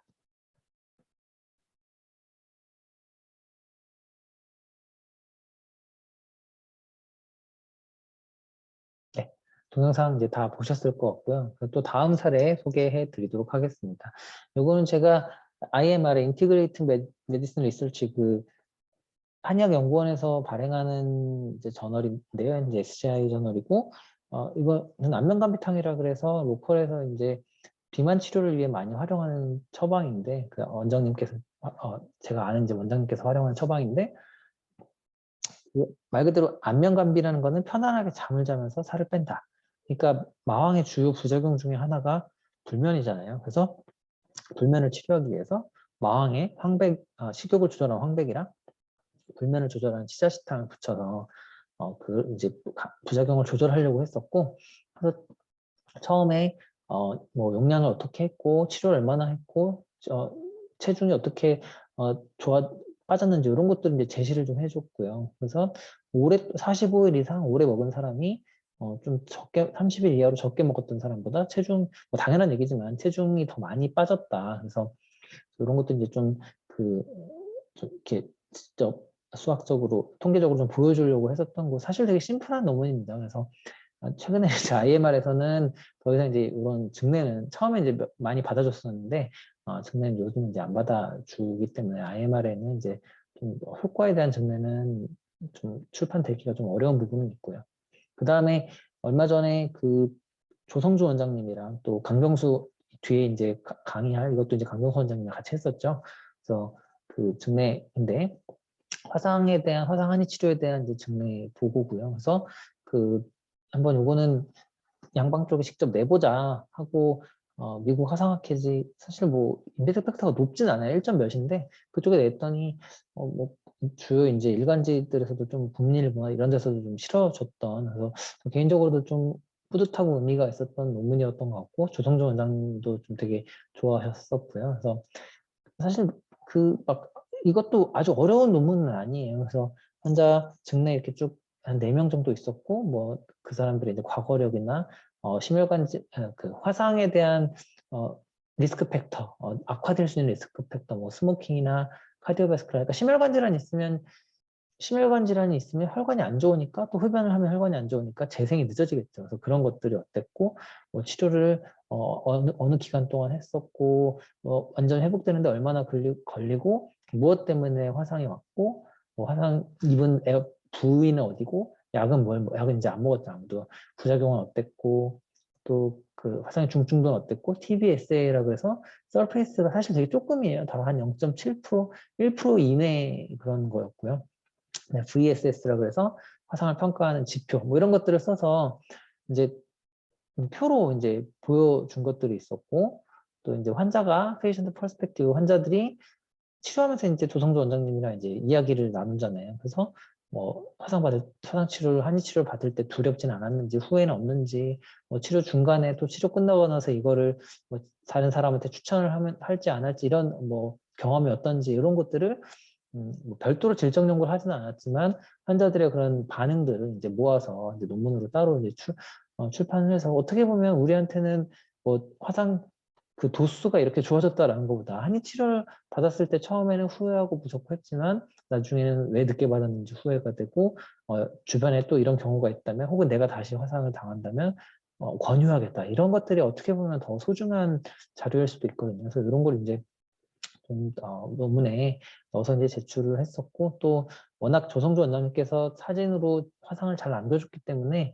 딱 그냥 눈으로만 봐도 이거는 좋아진 거잖아요. 그래서 이런 사진 자료 같은 것들이 사실 타임라인은 심플하게 만들었거든요. 그래서 이런 사진 자료들이 어떤 논문의 어떤 가치를 좀 높여줬던 게 아닌가 그런 생각이 듭니다. 또 그 설재욱 지금 동신대 한방병원에 계시는 설재욱 원장님이랑 중추성 안면마비에서 이제 추나 치료가 효과가 있는지에 대해서 했었고 이것도 제가 이제 블로그에 치료 설명 동영상을 올려놨거든요. 그것도 한번 확인을 해보시면 이제 도움이 되실 것 같아요. 추나를 이렇게 한다는 걸 그냥 한글로 했어요. 그래서 영어로는 영어로 하셨다. 영어로 하셨고요. 그래서 한번 확인해 보시면 좋을 것 같고 그래서 이제 이런 식으로 타임라인을 그렸죠. 뭐 뇌출혈 때문에 이렇게 와서 잘 치료가 안 됐는데 추나를 했더니 어떻게 좋아졌다는 3명의 사례를 이제 뭐 치료 얼마 동안 했고 뭐 이런 안면마비에 대한 스코어가 어떻게 좋아졌는지를 이제 표로 제시를 해서 이런 게 이제 SCI에 실을 수 있었고요. 요거는 아마 이따 강병수 원장님이 설명하실 거라 저 따로 얘기는 안 할 건데 그 장애인 방문 진료 사업 그 자료를 가지고 20명 자료를 가지고 어떻게 이제 논문을 썼는지 아마 다음 시간에 강병수 원장님이 상세하게 설명해 주실 것 같습니다. 그래서 이제 거의 다 끝난 것 같고요. 그래서 증례 보고를 이렇게 이제 했다. 그럼 이 이후에 우리는 뭐 이게 증례 보고가 끝은 아니잖아요. 증례 보고 이후에 뭘 할 수 있을까? 그래서 일단은 환자 모집이 원활한 질환을 선정을 하셔야지 연구를 하기가 좋고요. 막 1년에 한두 명 오는 거 가지고는 하기가 어렵고, 진료를 통해서 내가 어떤 임상적 성과를 얻은 그런 치료법, 레지멘에 기반한 연구, 그러니까 생뚱맞게 뭐 이렇게 하면 좋지 않을까 머릿속으로 생각해서 하는 게 아니라 실제 내가 진료를 해서 효과가 있었던 그런 치료법에 기반한 연구를 하는 게 맞습니다. 그리고 이제 문헌 연구나 델파이 연구, 질적 연구, 의료진이나 환자 대상의 설문 연구, 관찰 연구, 레지스트 이런 걸 통해서 나의 치료가 어떤 아웃컴을 주로 개선시키는지, 뭐 파킨슨의 뭐 봉독 치료를 했는데 그게 운동도 개선시키지만 알고 봤더니 치료해 보니까 뭐 불면도 개선하고 뭐 통증도 개선하더라. 이제 이런 게 있을 수 있잖아요. 또 의사나 환자는 파킨슨의 뭐 침치를 받으러 왔더니 우리는 되게 운동을 좋아지게 하려고 했는데 알고 봤더니 환자들은 그게 중요한 게 아니라 어떤 불안감, 통증, 불면, 피로감 이런 것들을 치료하길 원할 수도 있죠. 왜냐하면 양약의 레보도파가 워낙 운동에는 효과가 좋으니까. 그래서 그런 의사나 환자의 기대, 또 치료를 받았을 때 이런 건 뭐 파킨슨 환자들이 침치료 이런 건 좋았고 이런 건 기대에 미치지 못했고 뭐 오는 게 힘들었다던가 등등 그런 다양한 치료의 여러 측면에 대해서 양적, 질적인 자료 축적을 할 수 있고요. 또 큰 네트워크나 한방병원 같은 경우에는 환자를 많이 보는 경우에 그런 진료 프로토콜 자체를 논문화해서 어떤 질환에 어떤 환자를 대상으로 이러이러한 여러 가지 치료법을 어떤 기준을 써서 한다는 것 자체가 또 논문이 될 수도 있습니다. 그래서 증례보고를 시작으로 다양한 연구들을 임상시험이 아니어도 한의원에 또 보건소에서 누구나 다 이렇게 할 수 있고요. 그래서 이제 마지막으로 이제 그 테이크홈 메시지인데 좋은 증례 논문을 쓰려면 제일 중요한 건 사실은 가장 좋은 건 치료 사례가 있는 거죠. 그래서 논문 고민은 그 다음에 하시는 거고, 그래서 일단 치료 사례가 있는 것이 중요하고 내가 투구할 타겟 저널을 선정한 다음에 먼저 환자의 동의서랑 받아놓는 게 중요하고요. 특히나 사진 같은 걸 쓸 때는 또 동료 의사, 양방 의사가 혹시 거기에 중요하게 개입되어 있다면 양방 의사의 어떤 동의나 공동 연구도 같이 하는 게 필요하고 초반에 말했듯이 사전에 계획을 하고 표준화된 차트를 만들어서 처음에 연구자랑 같이 진행을 하는 게 중요합니다. 그리고 내용의 경우에는 케어 가이드라인을 따라서 표준화된 프로토콜과 진단법과 평가 지표를 이제 잘 갖춘 다음에 진료를 수행하는 게 중요하고요. 그냥 내가 뭐 치료했으니까 논문 내봐야지가 아니라 내가 이 증례를 썼을 때 기존의 의학 지식에 어떤 걸 더해줄 수 있는지 그걸 좀 고민을 하셔야 되고요. 그러려면 기존 참고 문헌들을 이제 열심히 뒤져야겠죠. 그래서 내 연구가 임상에 어떤 영향을 주는지 또 이게 뭔가 새로운 치료법을 제시하나 뭐 평가지표 측면에서는 내가 좀 새로운 연구를 한 건지 뭐 부작용에 대해서 어떤 새로운 정보를 줬는지 혹은 새로운 후속 연구나 임상 진료의 어떤 가설을 새롭게 생성해 줬는지 이런 것들을 고민을 해보고 그런 걸 제시할 수 있을 때 연구를 하는 게 맞고요. 마지막 장인데 그래서 이어서 이제 계속 좋은 증명 논문을 쓰기 위해서 데이터랑 어떤 이야기를 유기적으로 결합해서 그냥 숫자만 제시하는 게 아니라 환자 관점의 이야기 또 의사의 이야기들을 섞어서 제시해주면 더 이제 신뢰성을 높일 수 있고 한의사들이 잘 틀리는 것이 진단을 잘 틀리는 경우가 많은데 무엇으로 진단을 했는지 그것을 어떻게 입증할 것인지를 늘 고민하고 그 환자의 검사 결과나 의무 기록을 확보하려는 노력을 기울여야 합니다. 또 타임라인과 연대기를 이제 구성을 하셔야 되고요.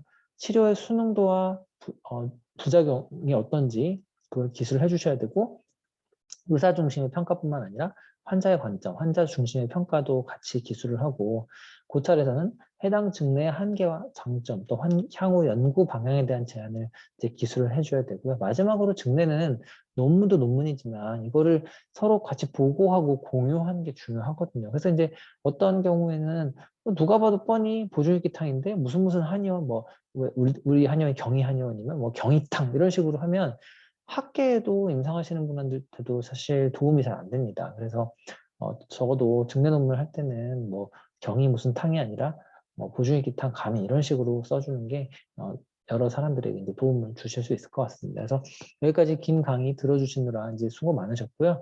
더 궁금하신 거나 뭐 같이 연구를 하시고 싶으신 의사가 있으시면 그 절초 네이버닷컴으로 메일을 보내주시면 됩니다. 예, 수고 많으셨습니다.